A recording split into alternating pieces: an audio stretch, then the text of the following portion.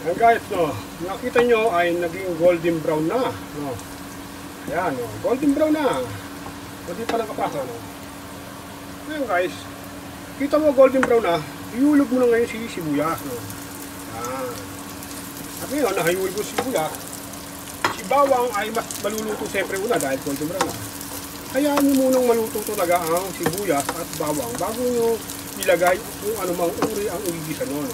So ayan, ready na ang ating igigisa. Ayan na yung malambot na. At iintay na natin maluto to guys. No. Ayan. Ayan guys. Meron pa natira. Ayan. Ano na. Ready ko na. At medyo marami pa. No? Marami pa. Ngayon guys, no, ihulog na natin sa ating kawali ang ating ikang pisngi o mukha ng baka. Para po lumagisa siya may gelo, strainer nyo, para hindi sumama yung sabaw. Napakasarap niyan guys. Ngayon, yung iba naman na ipapakti namin. Masyadong madami yan. At hindi naman masasayang ito kung i-re-rest ko. Hop, okay na yan. Madami. Ayan, hayaan nyo. Ngayon, lakam mo apoy.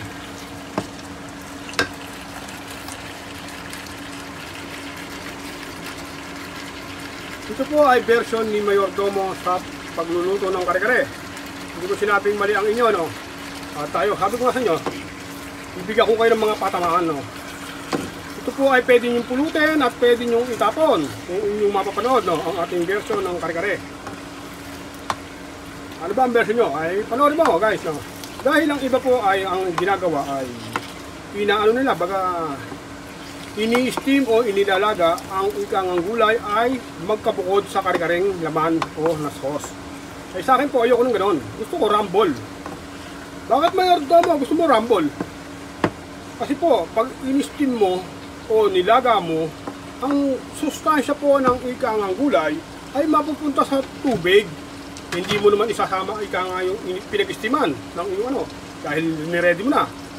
Ang akin po ay rumble dyan. Ira-rumble natin at ikangay ang sustansya ng gulay kasama ikangang naluto ng ating kare-kare o mukha ng baka.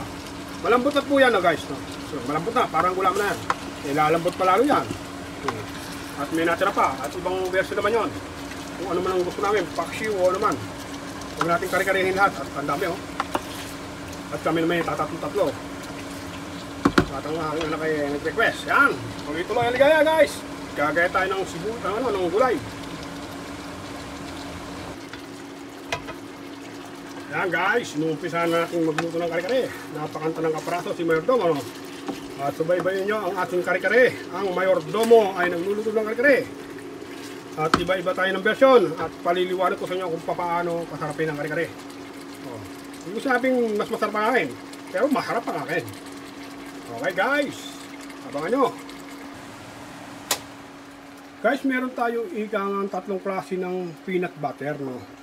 Ang ikang peanut butter o peanut, o yan palaman sa atin, no? Talagang kailangan ng kare-kare yan.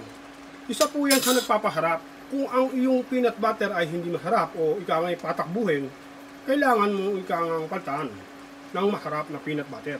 Ngayon, wala akong mapili. Lalagyan natin ika nga ng konti nito at konti nito. Para po mix siya, mas masarap, no? Dahil ano ang sabi ko nga parang mas gusto ko itong gitna. Lagay natin lahat para ika nga tatlong branded na ika nga peanut butter ang ating gagamitin para sa ating kare-kare. Okay, alright, lagyan natin. Okay guys, lagay na natin ang peanut butter habang ika nga kumukulo. Isang kutsara nito. Yan.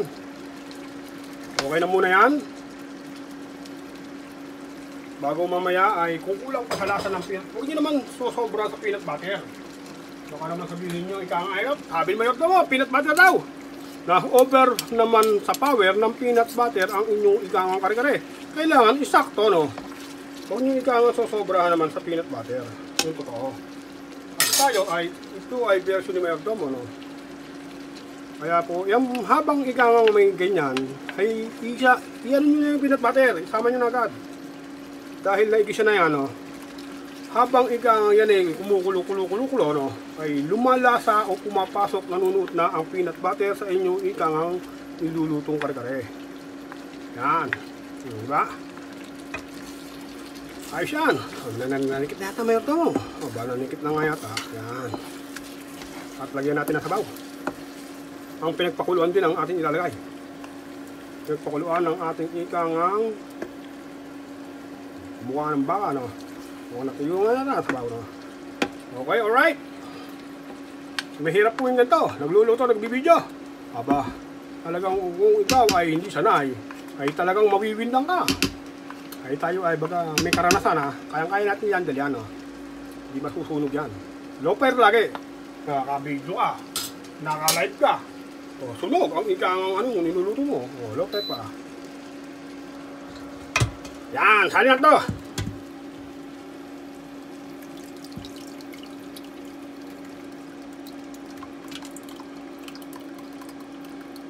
Oh, tira naman natin ang sabaw ito isa. At kasusundin meron. Yan. Kagaya tayo ng mga gulay. Guys, ngayon ay yan ay lalasahin mo na, no? Huwag mo agad ilalagay yung yung kare-kare mix mo o yung pang kare-kare. O ano mo, halimbawa, construct ang ginagamit mo, kung gusto mong talagang tumimpla, huwag mo po agad ilalagay. At pag inilagay mo agad, lalapot yan. Ang gulay mo ay biglang sabi ay maiiwan yun sa luto. Kailangan sakto. Yung pagbaksak ng mga gulay o ng iyong lulutuin ay sakto. Huwag mo agad ilalagay yon. At talagang pag lumapot yon, mahihirapan ka ng mapalambot yon. Lalo na ang ikang puso ng saging. Uunahin natin yan. O, diba? Ayan. Mapasin nyo, nag-iba na ang kulay, diba? Gawa ng peanut butter yan. Ayan. Okay. Pwede natin laksan ng konti.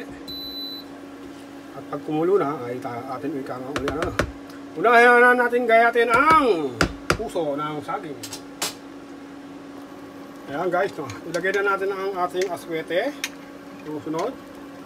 Ito po ay diyan ka na nilagay ang aswete, no? Sa natirang ikang peanut butter. May konti kasi laman to eh. So, konti na, no? Nilagay ko na yan.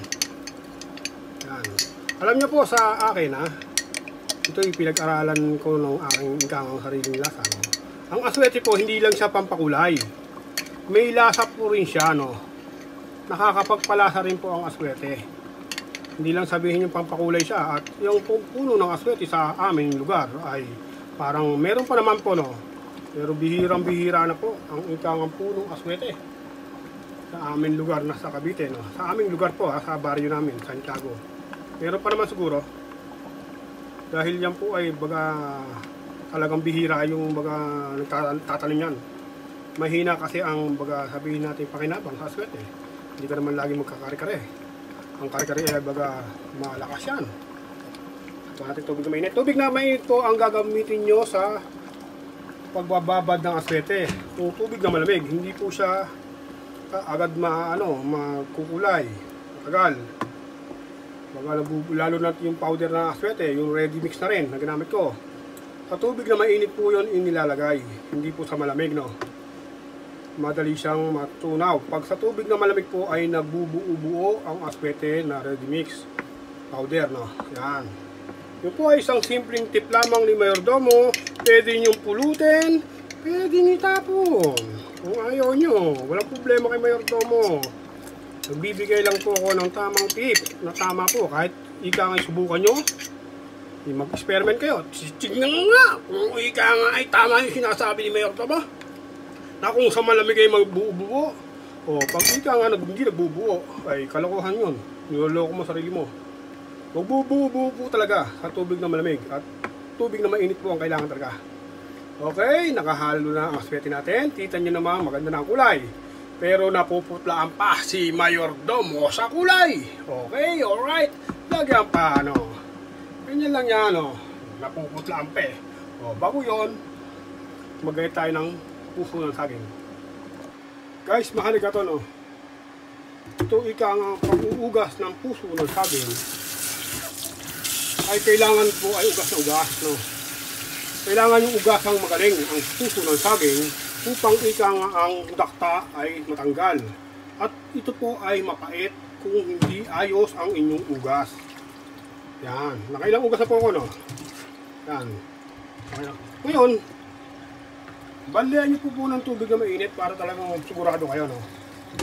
Para sigurado, bandayan niyo ng tubig na mainit upang ang dakta po ay mawala, no? Mawala yung pait, yung pong dakta. So, talaga po yan po ay pag hindi nyo naugasan ng maayos, isa po ito sa nakakapait sa kare-kare. Papait po ang kare-kare nyo. Sa atin pa naman, sa bayang minamahal ay walang hot water. Sa atin, amin po ay may hot water, oh. Kasi nyo, umuusok ang aking ikang gripo. Hot water ang aking ginamit. Upang ang ating ikang puso ng saging ay maugasang maigi. Yan po, ay isa po isang ikang tip lamang ni Mayordomo sa pag-uugas ng ikang puso ng saging. Pwede pulutin, pwede itapon. Okay, alright, ilagay natin sa kabila ang ating kare-kare. Yan. Okay, alright. Oh, diba? Natin. Hello, Mayordomo. Ilubog natin ang ikang puso ng saging, guys. Yung pong pag-uugas yan, guys, hindi ako nagbibiro. Talaga pong napaka-importante. Yung puso ng saging ay may dakta po kasi yan eh. Yun ang nakakapait. Ngayon, guys, no, yan ay malabog man, ika nga yung puso ng saging, tuloy ang ligaya, tuloy ang sarap. O, ang aking anak, nagugutom na. Mukhang nalapit na. Ano? Kain ka? Mga ano pa to, 20 minutes na ako. Ulay na lang. Okay, alright. Takpan natin, guys. Yan, guys. Pinilagyan ika natin ng peanut butter. Kala ko nakauna. Yan, yun ang peanut butter. Ng pangatlong brand, no? Yan. Dahil sabi ng anak ko, ay pinatingin ko. Hindi ba ika nga sakto? Okay lang yan. Paano? Yan po ang peanut butter na ika nga magpapasarap dyan. Okay.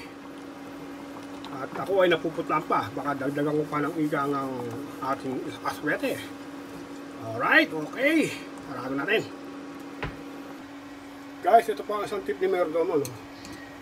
Tayo ay kailangan natin panatiliin pong malakas. Ang pong pechay, no? Ang ginahit, tinanggal ko na ang inyong pununan.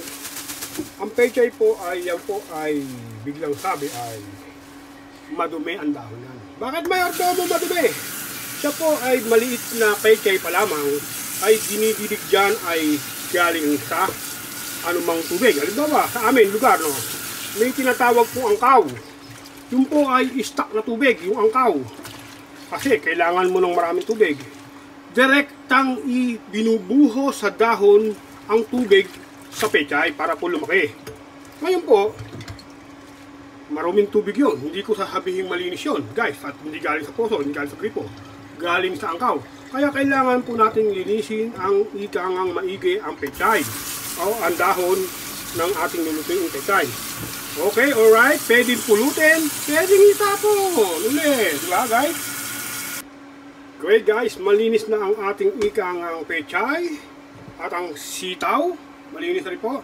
O, ang isang sitaw po ay binibigyan ko ikangang art, no?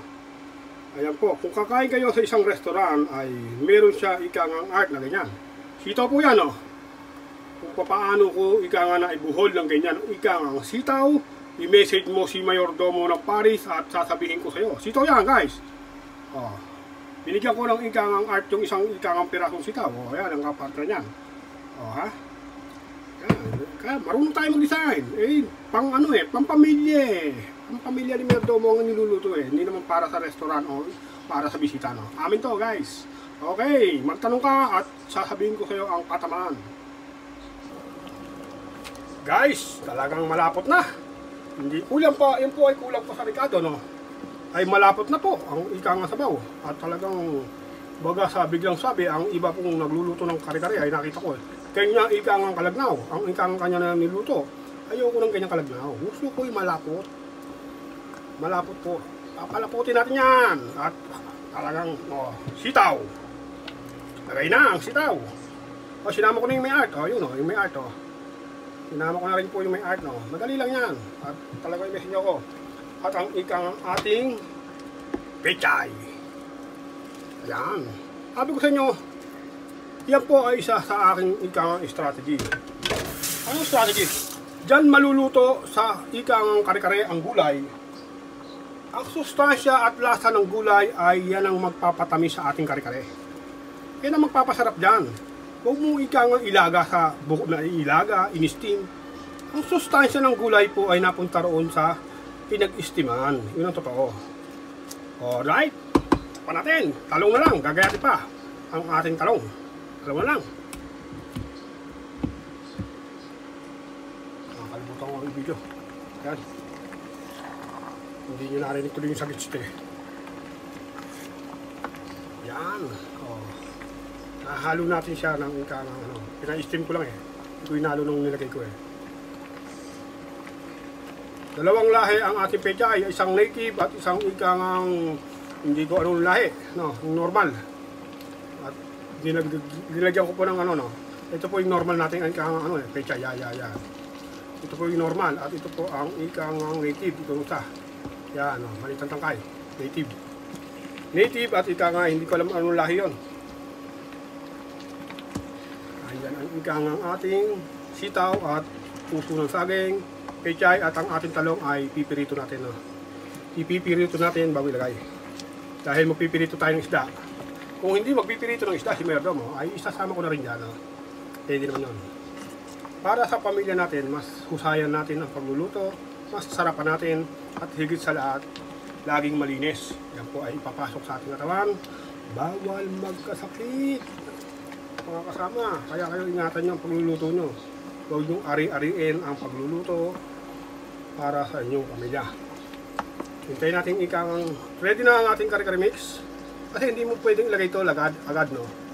Pag lumapot yan ay talagang maiiwan ng gulay. Hindi maluluto. Hindi maluluto maigi. At madaling mapapanis po ang inyong lulutuin kung ilalagay agad ang kare-kare mix. Kaya nyo muna maluto lahat. Yung peanut butter at yung ano pa nilagay nyo. Kaya nyo muna maluto. Okay, diba? Mas masarap yan, guys. Diyan naluto ang gulay sa ikang kare-kare. Hindi yung ikang ibinukod ng lutuin. I-steam, inilaga, tapos inilagay. Mas maganda po yung ganyan. Naluto sa sarili niya ikang mga sangkap ang gulay. Saka po mas masarap ang gulay dahil pumasok ang lasa ng ikang ating kare-kare mix o ang ating ikang pagluluto. Alright, tuloy-tuloy ang ligaya. Guys, okay na. Lagay na natin ang ating ikang huling ilalagay. Ito na yung gulay. At lulutuin pa natin talaga. Malapot na yan, guys, no? Pero para sa Mayordomo ay malagdaw yan. Ayoko po na malagdaw na kare-kare. Kahit sa Pilipinas ako ay nagluluto ng kare-kare. Gusto ko malapot. Dahil tayo nakakakain ng ibang kare-kare, no? Malagnaw ang kanilang kare-kare. Kung gusto ni Mayordomo ay malapot. Ayan, nahalo natin sa ilalim ang ating kare-kare mix na ikang ating salamat po sa kare-kare mix at pinadali nyo ang pagluluto ng kare-kare sa ating sambayan ng Pilipino. Haluin yung ganyan para naman ikang ay mix na mix. Yan, ayun. Yan. Kalati mo na, Mayordomo. Bakit Mayordomo? Baka mas mobra lapot eh. Tapos mobra lapot, no? Yan po ay lalapot na maigi. Pag nakukulangan ka pa, bago mo uli lagyan, no? Yan. Pwede natin laksan. Nilaksan natin na po, no? Para ikaw nga uminit agad ang ating nilagay. Lalapot po. Talaga yan. Ngayon, talagang kailangan mo hindi umalis sa kalan. Bakit Mayordomo? Maninigit yan. Dahil lalapot na eh. Pag po yan ay nasunog, ay may epekto po yun sa pagluluto nyo ng kare-kare. Huwag nyo sabihin hindi. Ayun yung binuhol natin, no? O, ayan, natanggal na rin dahil nahalo natin eh. Siyempre. Okay, alright. Guys, dahil nakukulangan pa si Mayordomo sa lapot, itodo na natin itong natira para hindi rin masayang at talagang hindi magagamit. Itodo na. Itodo na natin. Todo na yan. Diba? Inodo na ni Mayordomo ang ikang ating tinimpla. Ikang kare-kare mix. Yun po ay isang patamaan po ng aking ikang pagluluto. Luto na po ito. At pipirituhin ko na lang ang talong. Hindi ko po isasama, no? Ito ang talong. Ayan ang talong. Yun. Malinis yun. Binabad ko sa tubig. Bakit Mayordomo? Para hindi mangitim. Mangingitim ang talong. Pag yun po ay nagayat mo, hindi mo nila babad sa tubig. Mangingitim. Low fire lang po guys, ha. Low fire. Yan po. Low fire lang. Dahil malapot, hindi mo kailangan iwan ang iyong niluluto. Talagang panay-panay ang halo. Okay, alright. Guys, okay na. Luto na ang ating kare-kare. Ayan, tignan natin ang unang ikang sadyok. Luto na yan, guys. At tignan nyo naman. Oh, kanina ay talagang malagnaw. Ay ngayon po ay malapot na. At talagang ikang ay luto na ang gulay. At tayo po ay magpiprito naman ng isda. Yan.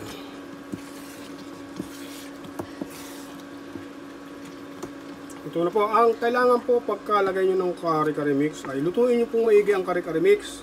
Pag hindi po naluto ang maigi ay yan po ay kinain nyo, madali pong masisira ang inyong kare-kare.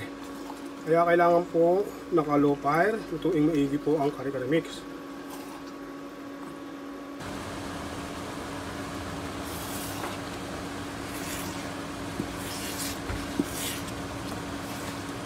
At tandaan nyo po mga kasama, pag ika nga ang inyong niluluto ay luto na, tanggalin nyo sa kalan. Mayordomo, bakit? Dahil po ang inyong ginamit na kalan ay mainit, di nyo namamalayan, naninikit na ang inyong niluto. O nasusunog na. Dahil mainit po ang kalan, ikaw po ay nag-Facebook na, nag-YouTube na. O, niluto mo, pinatay mo yung kalan. Pero kung kailangan mo pang ininin, huwag nyo yung pagkaluto, doon yung papatayin. Okay na yun. Tanggalin sa kalan. Yun ang ikang aking tip, no? Hindi mo alam po, ayan, lalo na't kare-kare. Ayun naman, luto na. Okay, tanggalin natin to. Isunod natin ang ating ikang kawaling isa para po sa ating piritong isda. Ang kare-kare, parte na natin ang ikang piritong isda, no? Yan.